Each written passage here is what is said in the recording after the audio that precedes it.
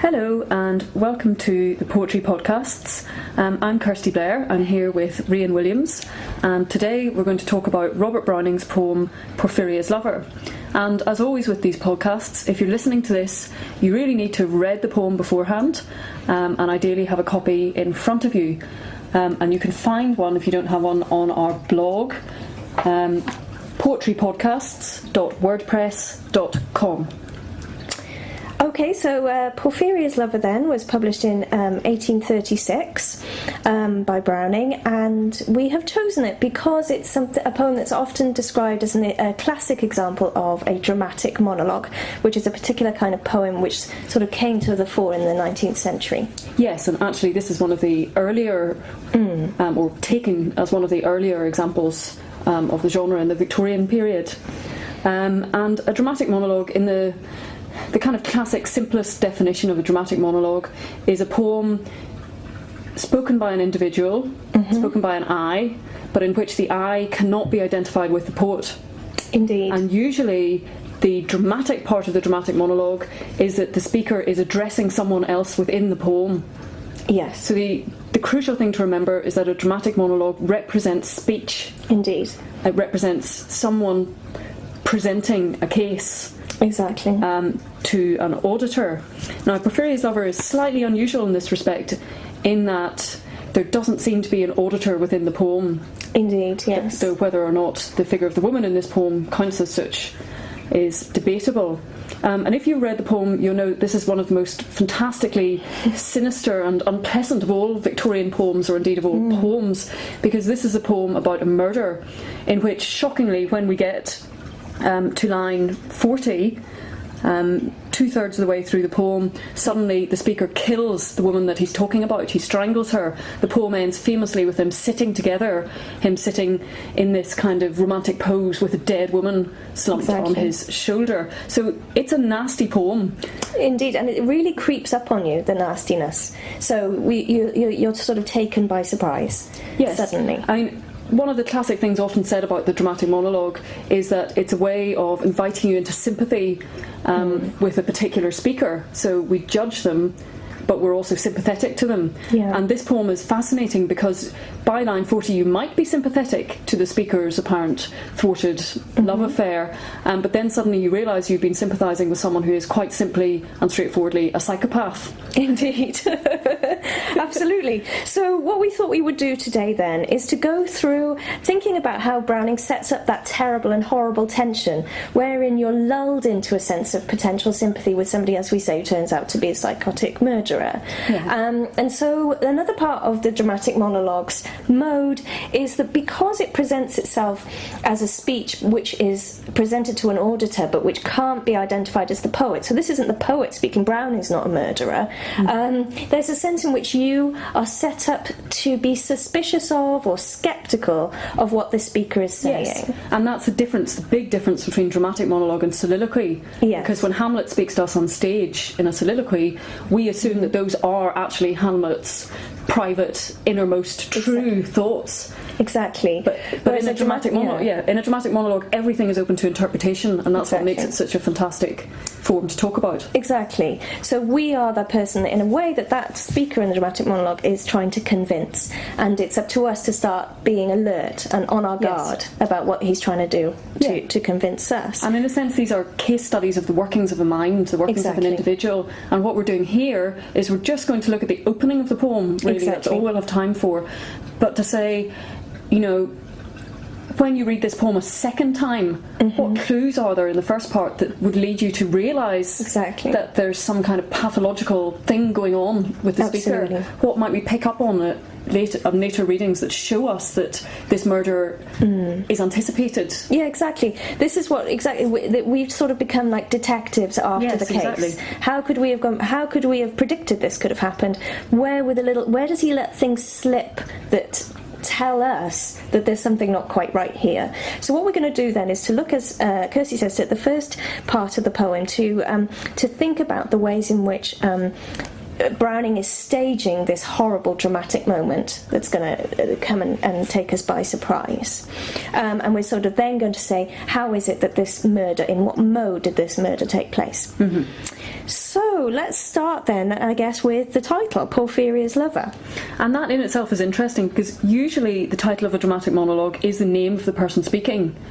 So for instance, in the other podcasts, you'll see from us, we're talking about Andrea del Sarto by Browning and Ulysses by Tennyson. That tells you the speaker is the Renaissance painter Andrea del Sarto. The speaker is the famous literary mythological character Ulysses. Exactly. But here, Porphyria's lover, maybe the only time that Browning has certainly the only time in these early monologues that he has one spoken by a man where it's not the man's name.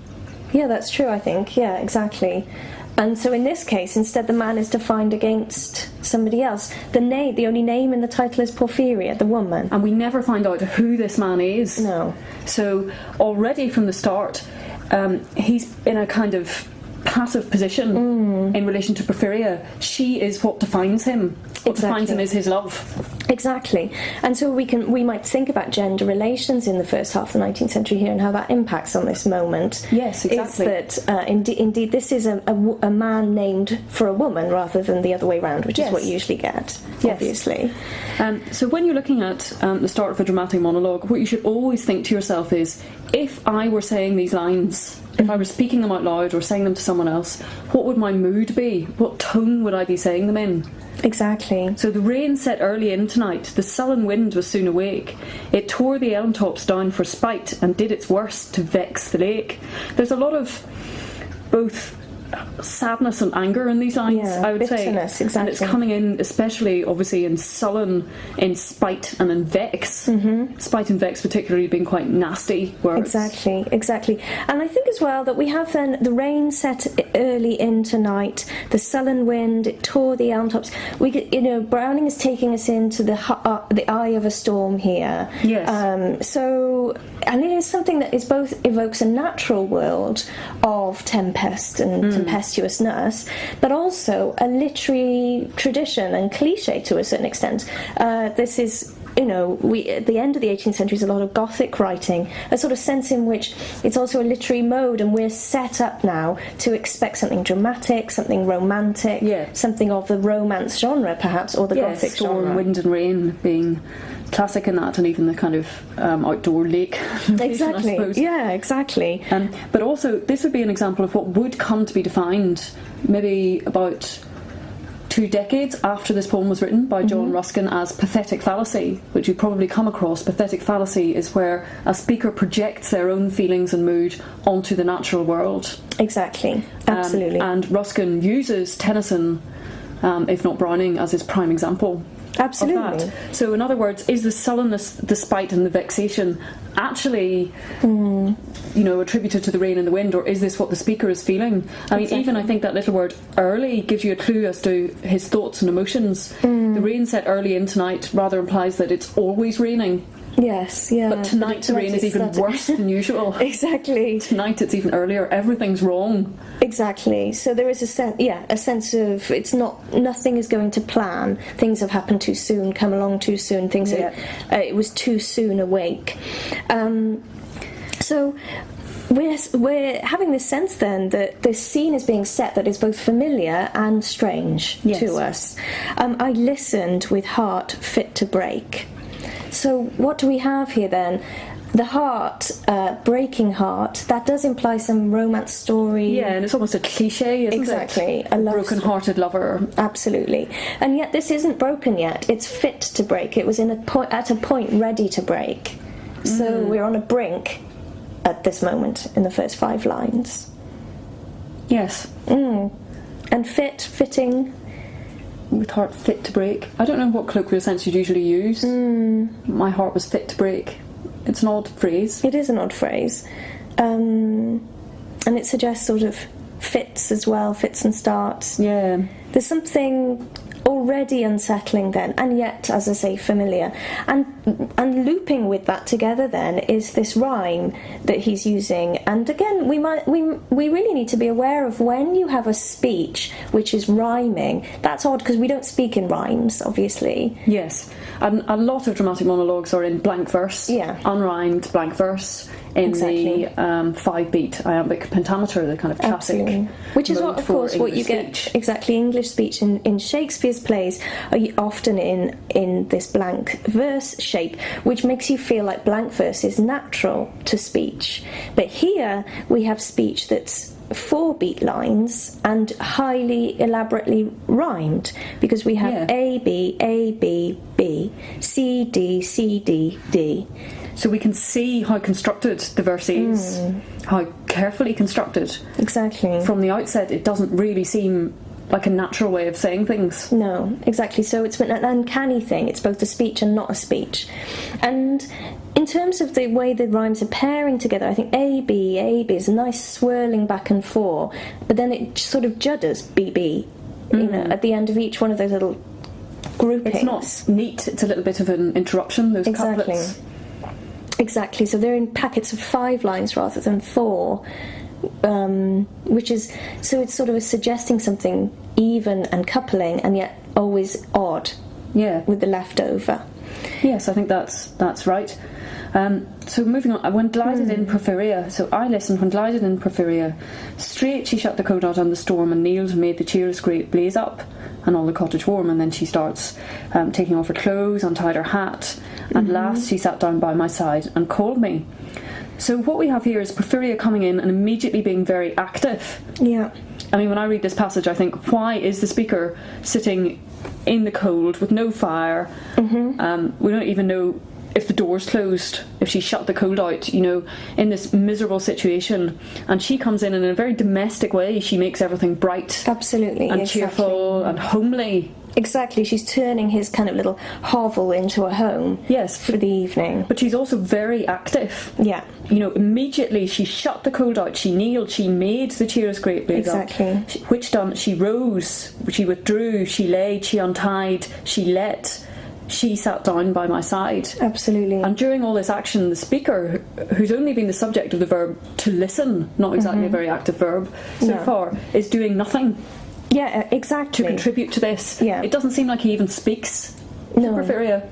No, exactly. Indeed. And she oddly doesn't seem to expect him to, in that she just comes in and starts doing everything. So that suggests this is a familiar space for her. Which actually suggests either an extreme level of comfort and familiarity between a couple where you don't need to speak. Yes. Or something so uncomfortable that you don't know what to say. Exactly. And I think that is very strange. I mean, and also I think the way that it begins in such a domestic way, she shut the cold out, she kneeled and made the cheerless grate blaze up. But then that moves into something much more seductive. And so we're losing sight of what this tone is supposed to be. Because then she suddenly lays her gloves by, untied her hat, and let the damp hair fall. It's very seductive. I mean, to let your hair down in the Victorian period is always sexual, because of course adult women always wore their hair fastened up. Absolutely. To go out in public. Exactly. So any painting or illustration or description of a woman with her hair down, you're thinking that's a sexualized woman. Often indeed already a fallen woman. It's an intimate gesture that you would only do with someone that you were intimate with. Absolutely. And I think that untying then her hat and the hair falling, untying the social bounds that would have kept her in a particular mode of behaviour outside this space, are becoming loosened here. And so at this point then we do think that there are kind of odd things going on, but on the other hand as well, perhaps the day still could be saved, because it still feels quite domestic and warm and intimate. I mean, I find form quite disturbing though, because to me that's a very cold way to talk about someone, you know, would you say, and it's noticing someone's body as well, you know, you're not speaking to her but you're kind of looking at her in a slightly voyeuristic way. Absolutely. There is that strong sense of the gaze, the male gaze here on her. She's the one in the light as well. I always imagine him here still in the dark corner of the room. She called me, she sat down by my side and called me. Just an odd thing to do to someone who's actually there right beside you. Exactly. So call, does that mean to name? Yeah. Or to call out? When no voice replied. Now here's where, to me, things get really odd with the speaker's tone and what he's saying. When I didn't reply, but he doesn't use I when no voice replied. But it's his voice that could have replied. What other voice is there? No, exactly. Or does he mean I did not reply in speech, I replied in some other way? Yes, that's true. So when no voice replied, rather than, with the emphasis on voice. Yes. Rather than when no voice replied. Yeah. There is a kind of ambiguity there. But she then puts her arm about his arm about her waist. So has he given her a gesture to suggest she's welcome, he would like her to do that, or is this something she wouldn't like her to do? Exactly, to him. And that's he's very passive. I mean, the usual gender roles, the gender roles you might expect in an early Victorian text, it would be fair to say, are reversed in this passage. Yeah. Isn't it? Where rather than the shrinking woman and the active man putting his arm around her, it's almost a cliche of romantic discourse, isn't it? She takes his arm and puts it in that romantic position. That position. She literally positions him. Absolutely. So that they're sitting like a couple together. Exactly. And this is where the undressing and the loosening continues. Now it's her shoulder that's being bared. Smooth white shoulder is quite sexual as well. Exactly. But also statuesque. Also it's class. I mean, if your shoulders are smooth and white, smooth white skin, then you're a member of the upper classes. Exactly, it's not been roughened with work or the sun. Yeah. But also, if you think of the neoclassical type of sculpture that's happening, which objectifies a particular kind of female beauty, smooth white shoulder, she's almost like marble there.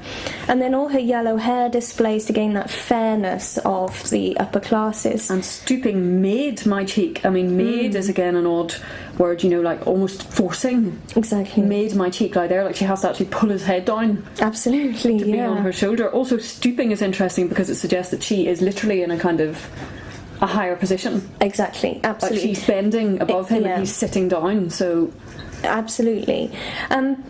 But I think what he does here is almost repeat his passivity so much that we have a sense that he is determined that she was the active principal at this point, which of course we know is going to have later implications because of course his is the fatal action of the poem. Exactly. And yet he's rewriting this or going back and narrating it as though it were her. She was part of this scene. But so it's really in the next lines that we start getting more hint as to the speaker's state of mind. Yeah. Murmuring how she loved me. And then there's a dash. And after the dash, things change because we're not in a description of the scene anymore. We're in a description of what the speaker is thinking. Right, exactly. She too weak for all her heart's endeavour to set its struggling passion free from pride and vainer ties to sever and give herself to me forever. Exactly. Which starts sounding quite nasty. Like she's talking about how much she loves him. She's looking after him. She's caring for him. Yeah. She's in fact sort of even offering herself to him. And what he's thinking is, oh, she's too weak to love me properly. Exactly. It's how I would almost like these lines. exactly. She's there saying I love you, and he's saying, and her, the very one who's too weak to dissever these ties. So this is where what you intimated earlier becomes kind of true, in as much as he does see her as someone who is proud and vain and somehow above him. Yes. And indeed it's her who's been at this away, and he's come. She's been at a gay feast. Exactly. Yes. So passion sometimes would prevail, nor could tonight's gay feast restrain a sudden thought of one so pale for love of her. So he is projecting this, and he's imagining she was at this party and kept thinking of him. Yeah, and interesting that again he talks about himself in the third person, not a sudden thought of me so pale for love of her, which would perfectly well fit in the rhythm. But one so pale for love of her. Absolutely. And all in vain. And it sounds almost sarcastic, as if it becomes quite clear that what he's sitting here indulging himself in misery. Oh, she's off at this lovely party, having a great time. Meanwhile, she's left me here and it's all wet and cold. Exactly. And she's probably not even thinking about me.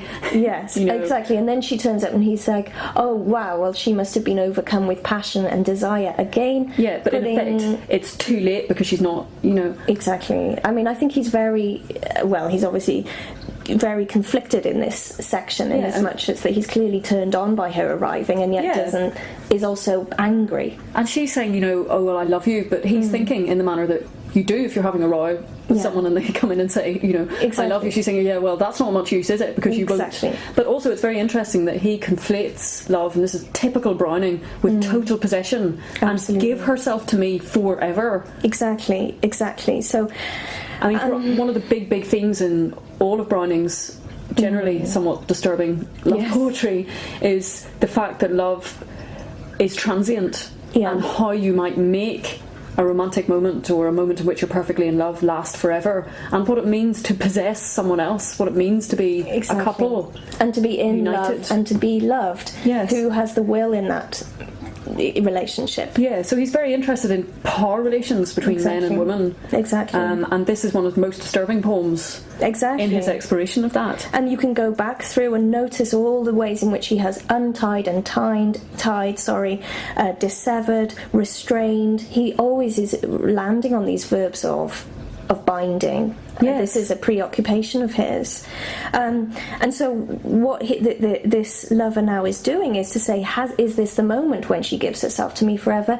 Which is both a very possessive thing on his part, he's now taking her as an object, but also an active thing on hers. She is giving herself to him, or so he imagines. It's so not... He hopes, but he's not sure that is projects, quite exactly what's happening. That's really interesting what you were saying about ties, because I hadn't thought of that at all, but of course in a poem that's about strangling, of course, yes, exactly, ties and binding, you're right, exactly. Those kind of words starts looking a lot more sinister in exactly. So this is another clue that he's let slip. Early, perhaps you might say. So we have then this sense then that it is for love of her and all in vain. So she was come through wind and rain. Yeah, and then be sure I looked up at her eyes, happy and proud. At last I knew Porphyria worshipped me. Now you might read that and think, oh well, he is happy and proud. Yeah, that's nice. You might suddenly indeed. Everything's okay. To me though, when you think about a context in which you say, oh, be sure, it's usually in a context in which you're reassuring the other person because they're not necessarily believing what you say. Exactly. So if I said to you, Rhian, oh, I'm sure I can make 4 o'clock this afternoon, I mean, I might not. I actually mean I'm not entirely sure, don't exactly. I? Exactly. I mean, again, always think in the dramatic monologue, if I put this in a modern sentence and said it to someone, what would the implications be? Exactly. So in fact he's talking to us, the readers, and he's kind of saying, oh yeah, of course I was happy and proud. But the implication saying, well, of course I was, is maybe I wasn't. Exactly. And it's a little rhetorical tick, isn't it? But sure, I can assure you I was. And as Kirstie says, it precisely indicating that you can't be sure. And it looks forward to the really wonderful line, and the darkest lines in the poem, no pain felt she, I am quite sure she felt no pain. Exactly. Exactly. Absolutely. So that surety then is already actually put into question at the outset there.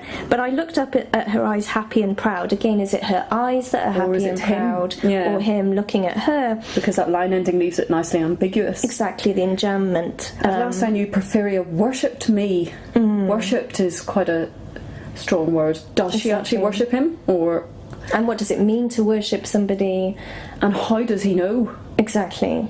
And of course that does again take us back to possession and ownership as well. Yes. That he then becomes some kind of icon for her to worship in a way that he had been looking at her earlier. So there's a sort of swapping back and forth all the time. So this then is all leading to surprise made my heart swell, and I think the poem is swelling here as well. It's getting to its climax. Yep. And still it grew while I debated what to do. And it's also that, look, that's sort of longer sentences. Exactly. I don't think we've got time to go back and look at the sentence length, but these are getting quite long. There's with commas, semicolons. It's a semicolon, happy and proud, Porphyria worshipped me, surprise, made my heart swell. It's the enjambment where the lines are running along and then ending midline. Exactly. The phrase ends midline rather than at the end. So is he losing control? Gives a sense of things kind of building up. Exactly. Things are starting to override him. And made my heart swell. I mean, I've definitely read arguments that when you talk about swollen hearts and so forth in poems, there's something kind of, sort of phallic about that, right, frankly. Yeah, exactly. Yeah, absolutely. There's a sort of... Exactly. There's a sort of sexual excitement about that line in quite a nasty way, because a swelling heart, unlike a breaking heart, is not a nice...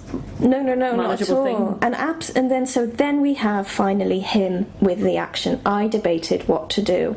So after we've had this whole scene of her having action and her perhaps assuming control, in fact, horrifyingly, he is the one who can debate what to do and choose. Yes. I looked up, I knew, and I debated what to do. Exactly. So those are not yet words of doing, to look and to know. No, But exactly. we're about to move into the action part of the poem, Exactly. where we'll have to leave you to Yeah, exactly. carry on with the speaker's nastiness. Absolutely, yeah. For yourselves. So what we hope we've started to unravel there is some of the contexts for this murder. We've got the power play, the gender play, the aesthetics. This is a beautiful poem, and yet it's a disgustingly horrible action. Yes. What is Browning doing? Why is he making a beautiful poem out of murder? What does that say about art and death? Yeah, what does it say about us that we enjoy reading this poem and studying it? How far are we implicated?